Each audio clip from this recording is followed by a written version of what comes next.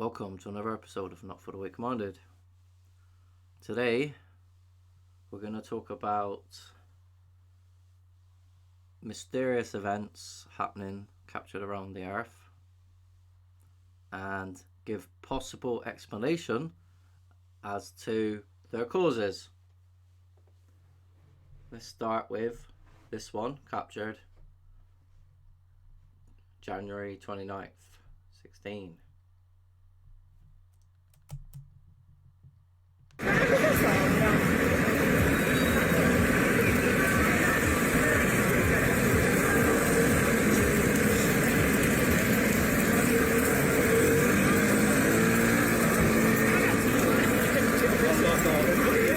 C'è sta piovendo solo qua. Non ci credo.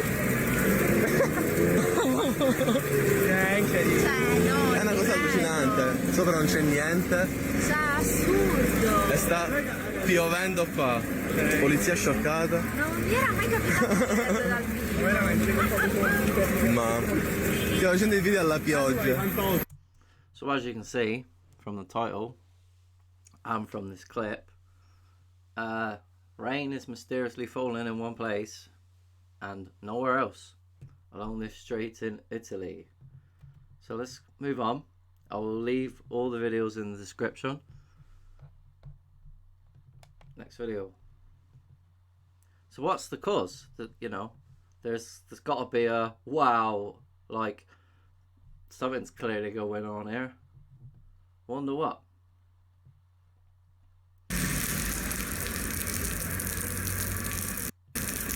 Different place.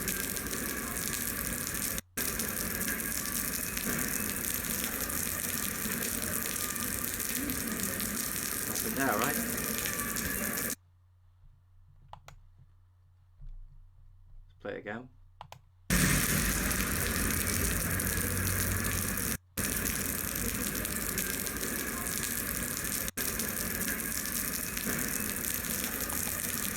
Okay.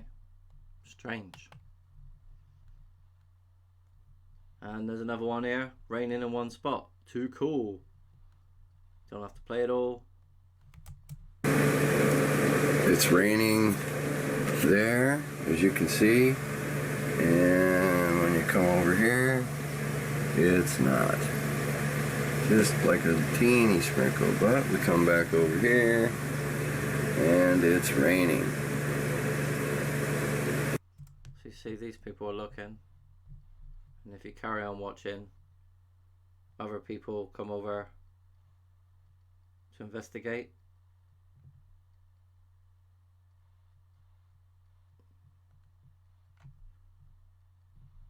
Somewhere around there. Yeah.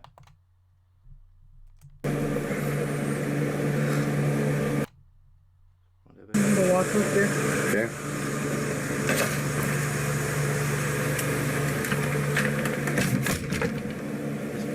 House, right? Potentially. But the others? That's crazy. She's standing right at the edge where it's not raining, and now she's in the rain. And now she's walking out of it. Okay. So theory. But first we need to take a detour into understanding that the military and who controls the military, what they've been doing for the last 50 years, and how far more technologically advanced they are, as you'll see by this video.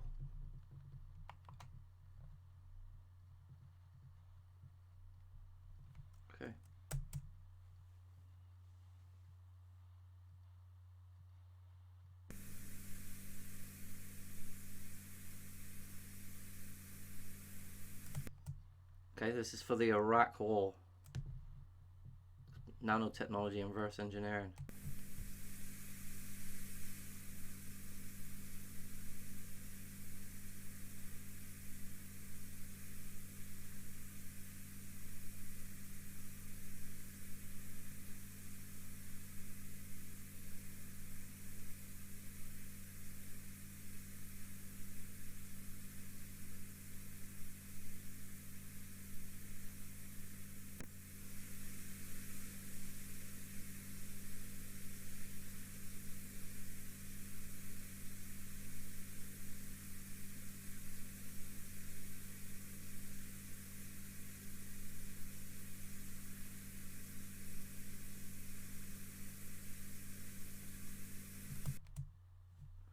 Harry Potter comes to mind. My mind, sorry. But so yeah, as I said, I'll leave all the videos in the description.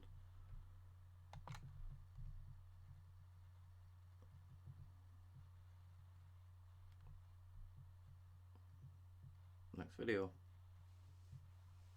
Some visibility cloaks. Drive charging. 3,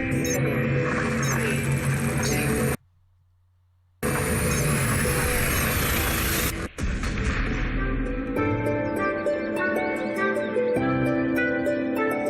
Excuse me a second. Just let that load. Oh, not that far.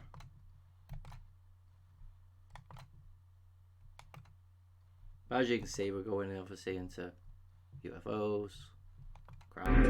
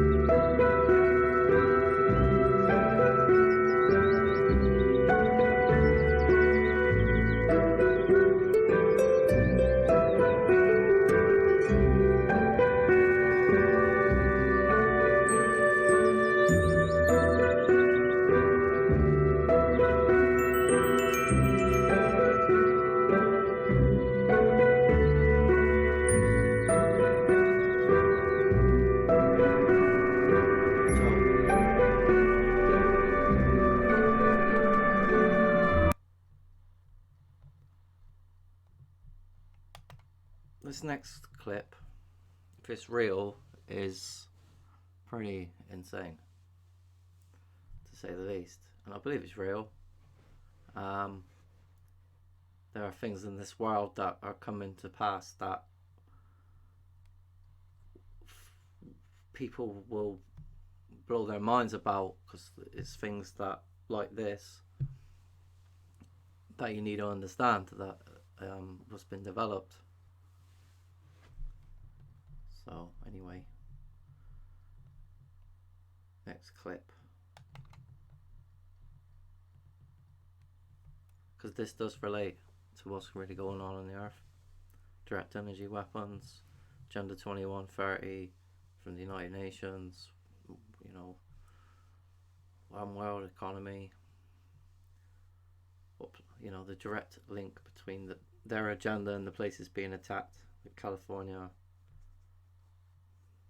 Places of resources like the Congo, Venezuela.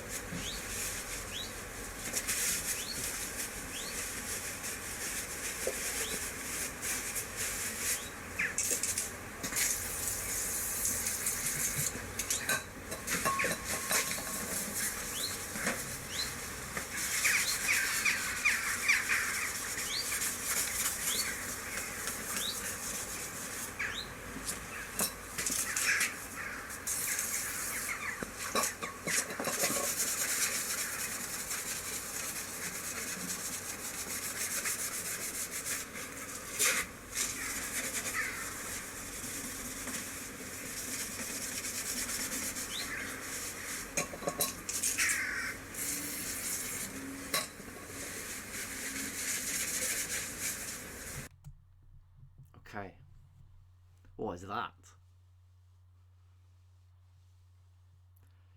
The other thing, there are many things I could bring up that are associated with these subjects. One of them is meteorites and stuff, and how that relates to comets and predictions of battles in the skies and these fallen objects that are happening across the earth, unknown compositions and stuff, you know, that people think it's alien, right, so to speak. So there's other things such as cloud seeding technology.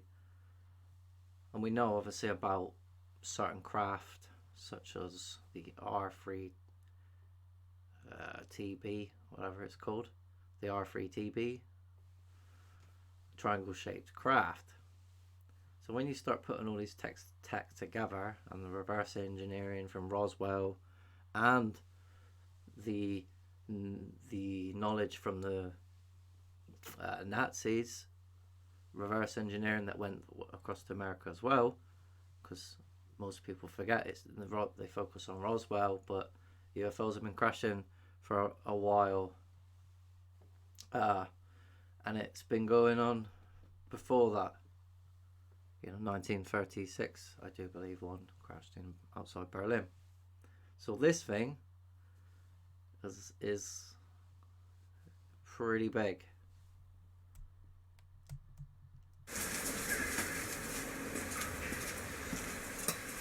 I also see the face life thing. That's a demon looking eye, sort of nose in the mouth. It's got a really weird face.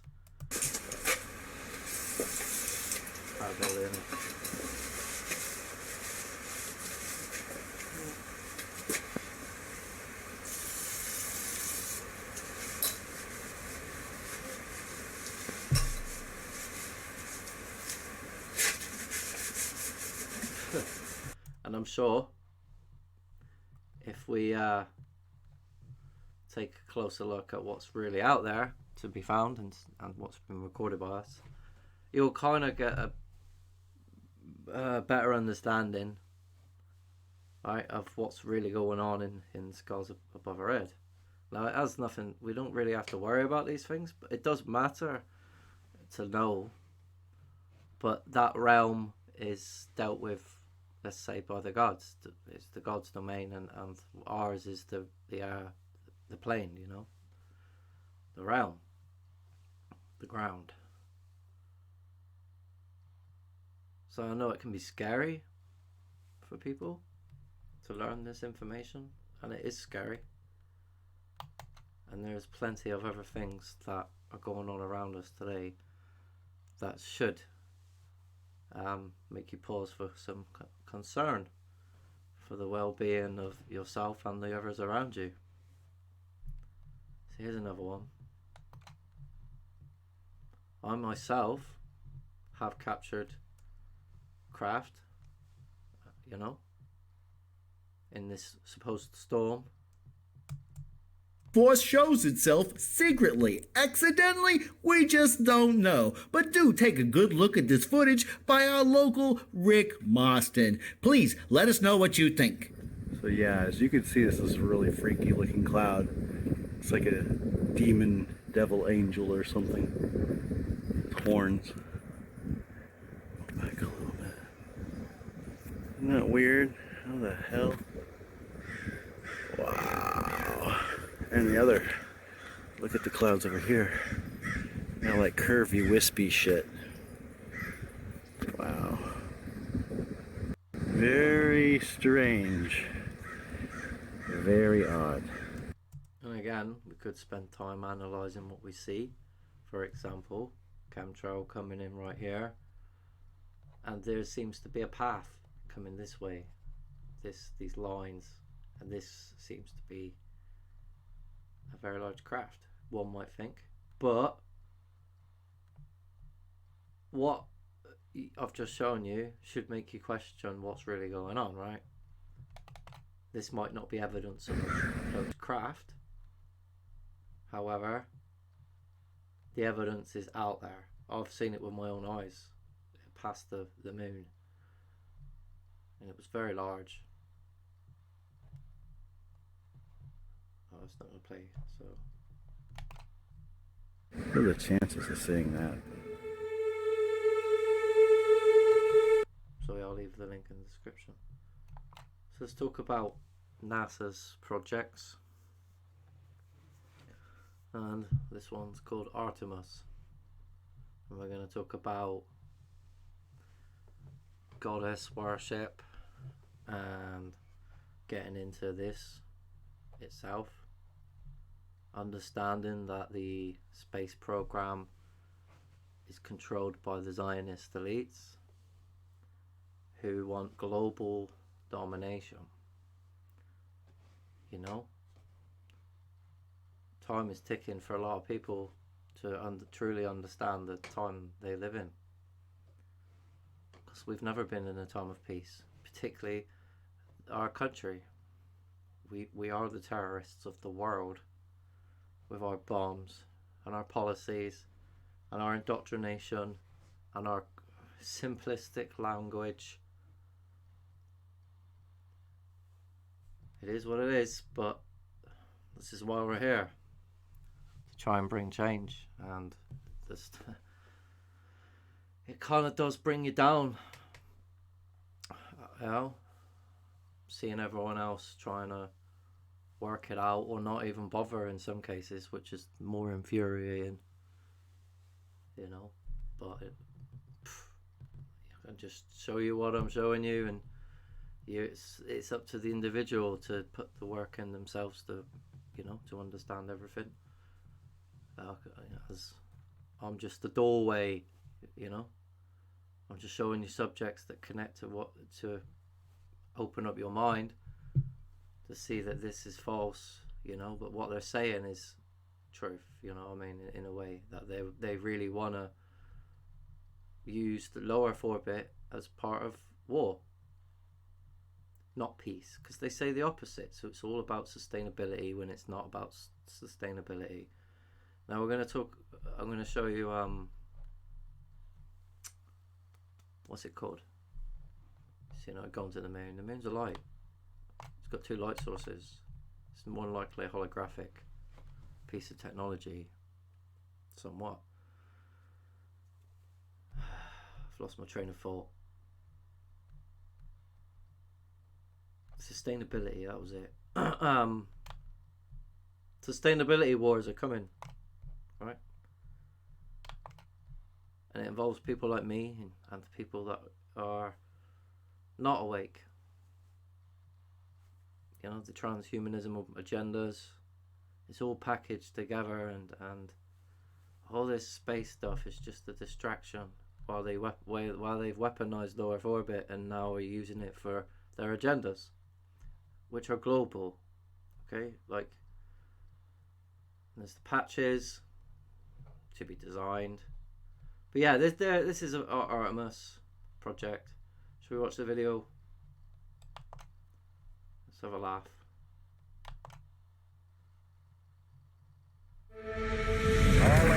All 50 years ago, we pioneered a path to the moon. The trail we blazed cut through the fictions of science and showed us all what was possible. It's very pretty out here. Today, our calling to explore is even greater. To go farther, we must be able to sustain missions of greater distance and duration. We must use the resources we find at our destinations.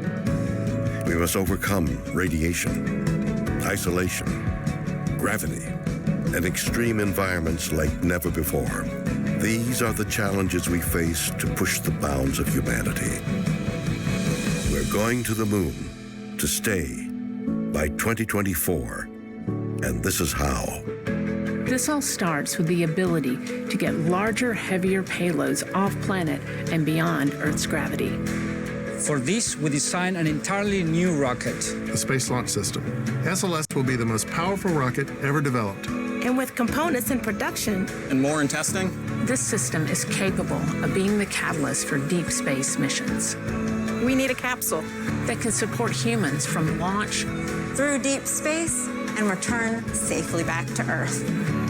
For this, we've built Orion. This is NASA's next generation human space capsule. Using data from lunar orbiters that continue to reveal the moon's hazards and resources. We're currently developing an entirely new approach to landing and operating on the moon. Using our commercial partners to deliver science instruments and robotics to the surface, we are paving the way for human missions in 2024. Our charge is to go quickly and stay, to press our collective efforts forward with a fervor that will see us return to the moon in a manner that is wholly different than 50 years ago. We want lunar landers that are reusable, that can land anywhere on the lunar surface. The simplest way to do so is to give them a platform in orbit around the moon from which to transition. An orbiting platform to host deep space experiments and be a waypoint for human capsules. We call this lunar outpost Gateway. The beauty of the Gateway is that it can be moved between orbits. It will balance between the Earth and Moon's gravity, in a position that is ideal for launching even deeper space missions.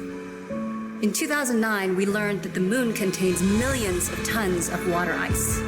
This ice can be extracted and purified for water. It can be separated in oxygen for breathing or hydrogen for rocket fuel. The moon is quite uniquely suited to prepare us and propel us to Mars and beyond.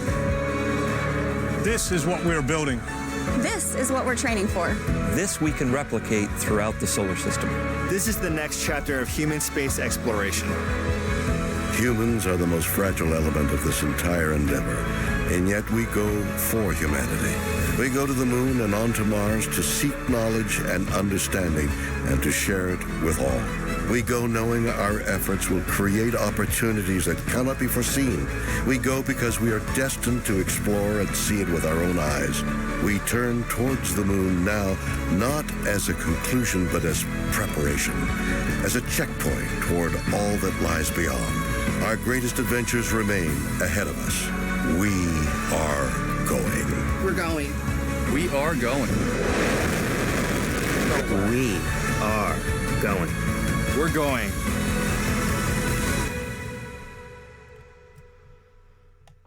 Oh, absolutely nowhere.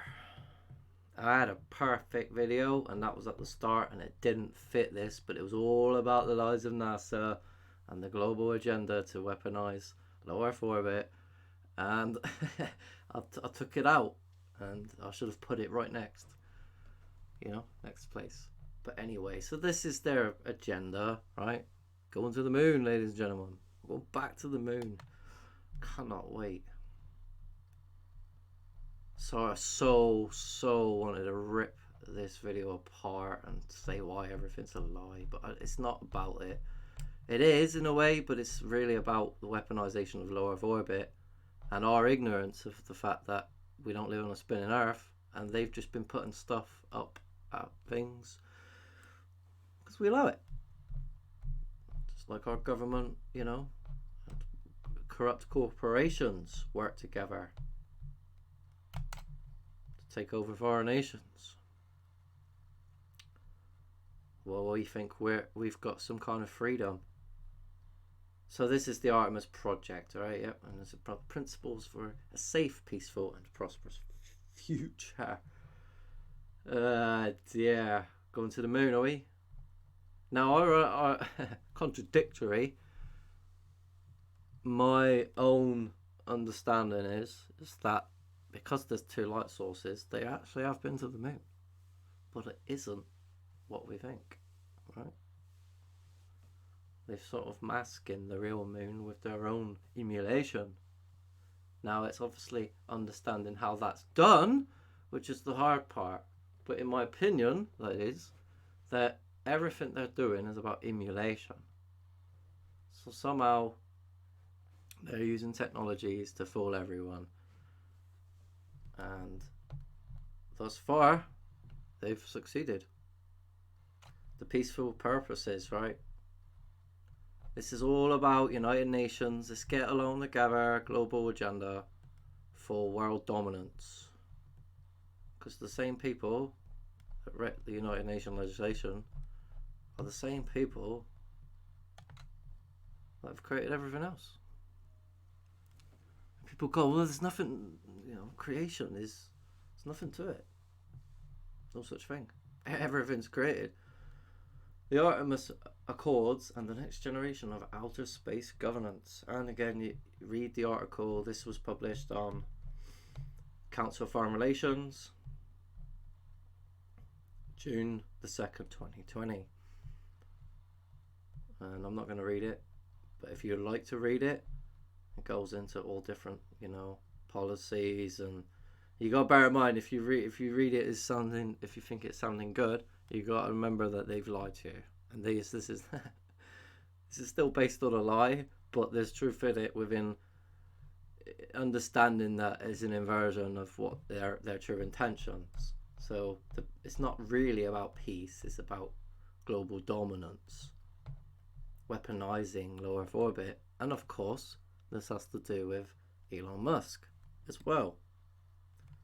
Oh, there's many names, but they are all fronts, nevertheless. And then there's other things. Treaty on principles governing the activities of state in the exploration and the use of outer space, including the moon and other celestial bodies. And you have to keep up with the charade. But there's certain things in here, I'm sure, that stand out if you read. But it's the United Nations. So Artemis, Greek goddess. Goddess of wild animals, the hunt, and vegetation, and of chastity, and of childbirth. She was identified by the Romans with Diana. Okay. Artemis was the daughter of Zeus and Leto, and the twin sister of Apollo. So you had the Apollo missions, right? And now you've got the sister missions, Artemis. No, is it a coincidence that they're using Greek mythology by any chance? Something to think about that one, isn't it? Was the Greeks, by any chance, very gender fluid, let's call it? I reckon they were. I reckon they formed Babylon in the past, part of it, the foundations of it, just like today we are the foundations of Babylon again. It's just the same shit, different places, moving through history or his story. So Artemis was the daughter of Zeus and Leto, and the twin sisters of Apollo. So you can see where this is going, right? They are the deceivers. They have the serpent's tongue as their logo. And because of centuries of lies about the earth we live on, i.e. it's a globe spinning, everyone's ignored the elephant in the room, and now it's very obvious that things are different in our skies today. If one would look up and realise that those chemtrails are part of a global weather modification program.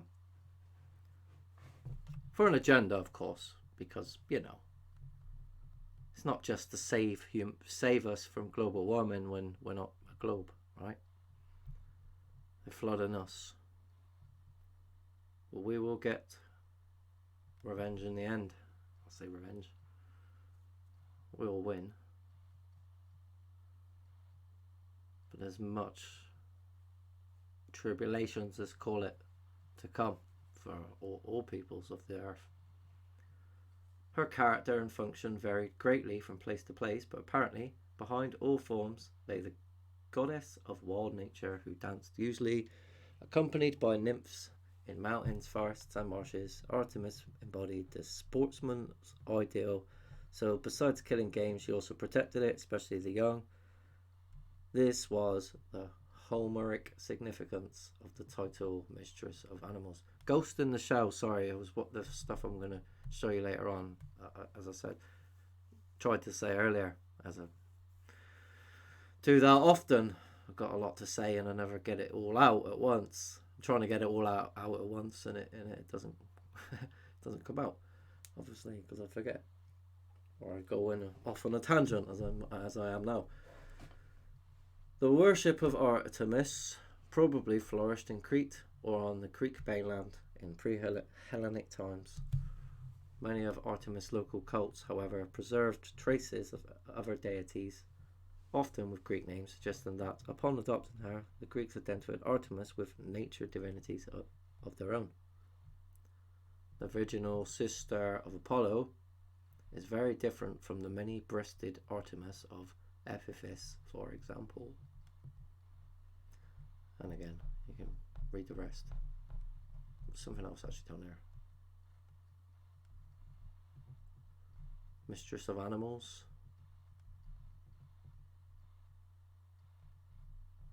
Poets and artists usually depicted her with the stag or hunting dog, but the cult showed considerable variety. For instance, the Tauropolia festival at Halle Arapendin, I can't even say that probably. Araphanedes in Attica honoured Artemis Tauropolis, the bull goddess, who received a few drops of blood drawn by sword from a man's neck. Sacrifice. Just a few. I just want a few drops from your neck with a sword. I'll cut gently.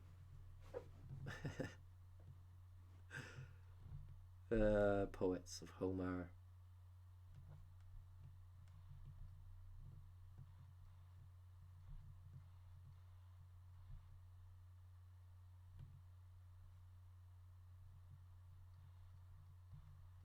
She had a bit of anger. Okay, so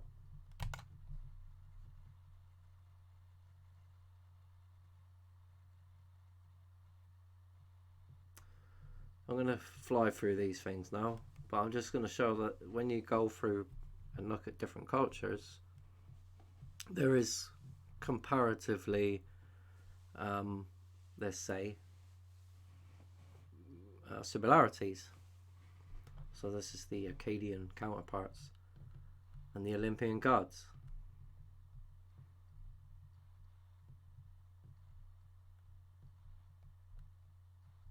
As you see, there are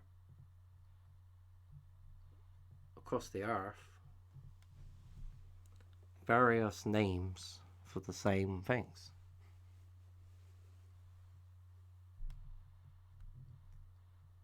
However, through time,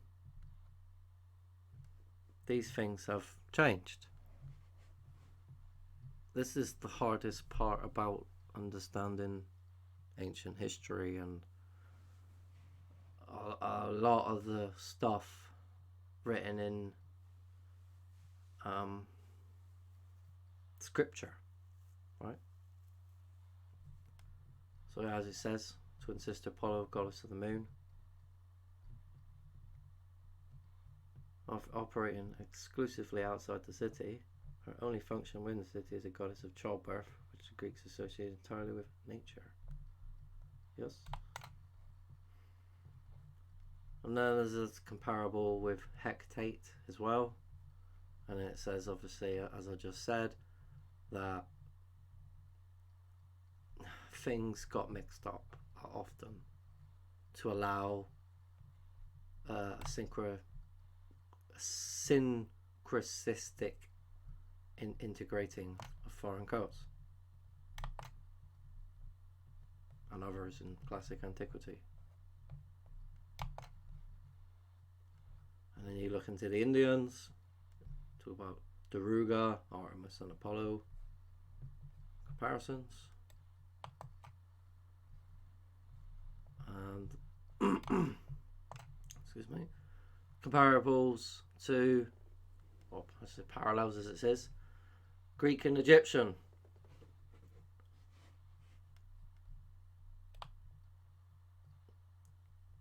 Let's just start with knowing that what they teach, at least at an academic level, oh, gone too far, is that everything seems to start with golden age. And knowledge comes out of nowhere. It seems. That was the reason why I brought this up. I'm sure it was down here.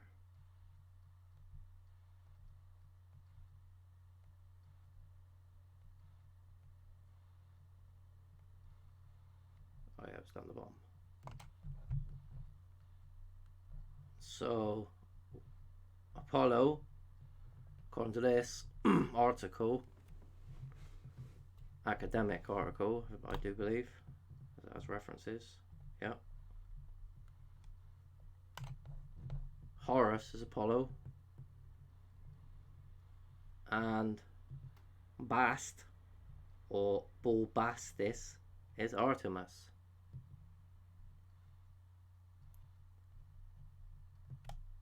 So then it's obviously getting into the stories of all the different cultures about these individuals, to then make a collective comparison of all of them, to then know sort of, okay, right, what went on, what's really the truth, what was changed, what was added, how was the translations, right, done? Is the translations correct? Because I'll tell you now, up to, I don't know, about 10 years ago, we even never been reading it correctly. You know, just like the Bible, it should be read allegorically and literally at the same time. And it has language, it has dualistic comparables. I'll just say it should be read and said with dualistic meanings. It's, you know, it's that complex. And that stems all the way back to the Sumerian literature, Sumerian language. But a lot of people don't understand how today history is being reinforced by the dark side of history rather than actually, and the light side of history has been completely whitewashed twice. You know, once before even Babylon, you know, the one world culture of Babylon rose, and the culture that built that one world culture of peace before it, that got destroyed, and again during this civilization, in my opinion. But it is obviously very to me it's like a cascading spiral of events that lead up to something obviously that brings destruction. And there are theories about the waters and the floods, and a lot of people say it's the ice caps, but it could be other mechanisms within, you know, within the earth itself that bring up water from within. So, or it could be a mixture of both. There are other experiments that show that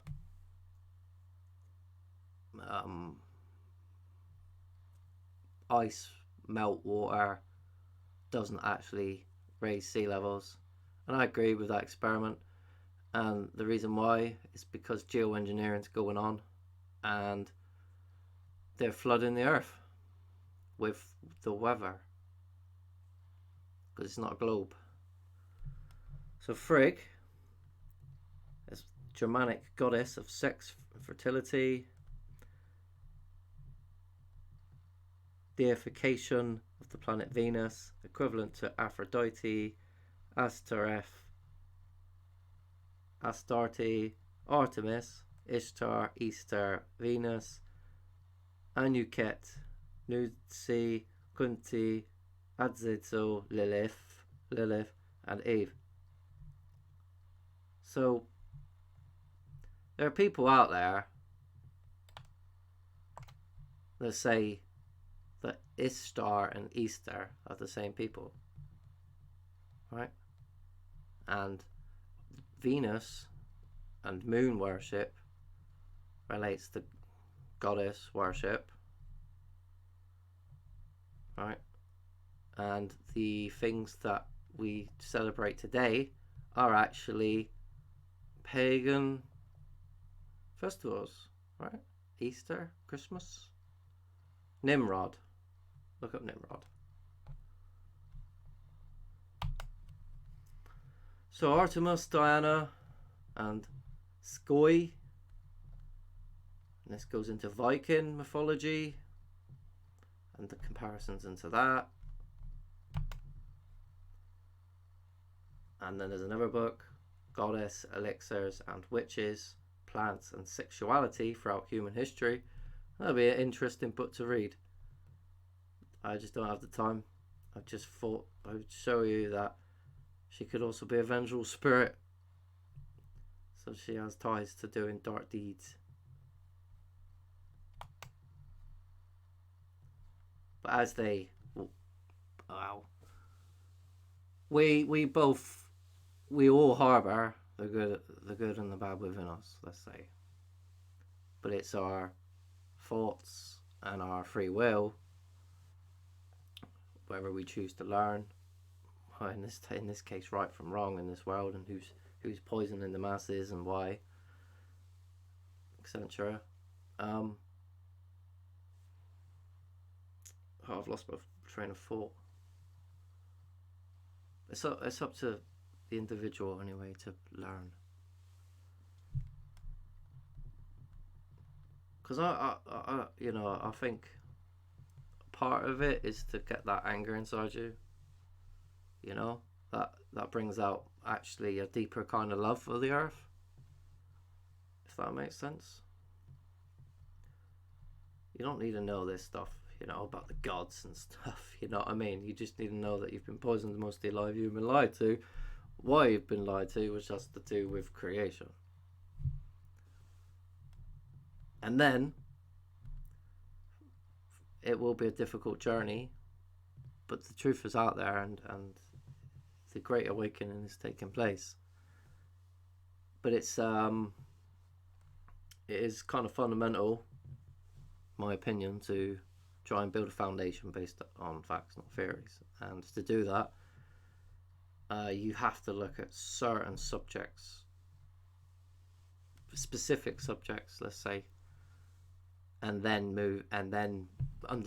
believe it and understand it in order to actually move forward to reinterpret everything else.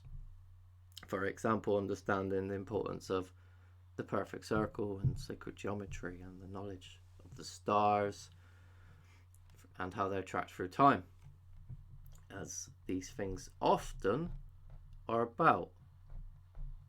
The story of the gods has to do with astronomy and who's in charge and what's going on the earth, because they determine our destiny, and they are not forever expanding, as proven by ground observations and 3 separate low Earth orbits, so-called satellites.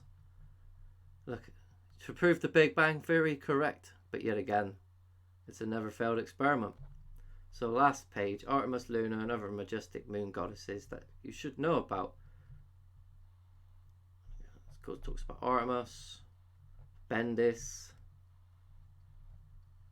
was a Thracian goddess of the moon and the hunt, whom the Athenians identified with Artemis, was introduced into Athens about 430 BC. We can't really trust these dates, can we? Not entirely. She was a huntress like Artemis, but accompanied by dancing satyrs and madonnads. On a 5th century red figure, stemless cup, Keith. I'm not even going to attempt it. No, it's Aztec. Quetzalcoatl? No, it's not. It's a different one. Yo Luxaquai. I have no idea. It's nowhere near it, probably. There's a daughter of Coticlu Mixcotel.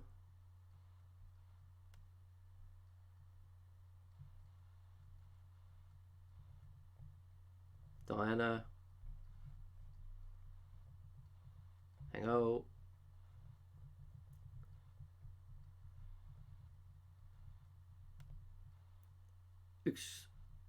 Show. The Mayan moon goddess.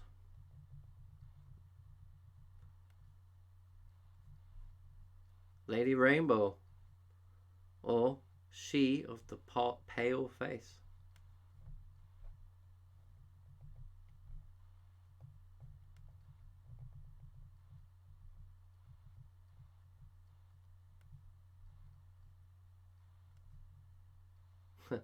Yeah, the Maya believed when she was in the sky, she was just living in the cenotes.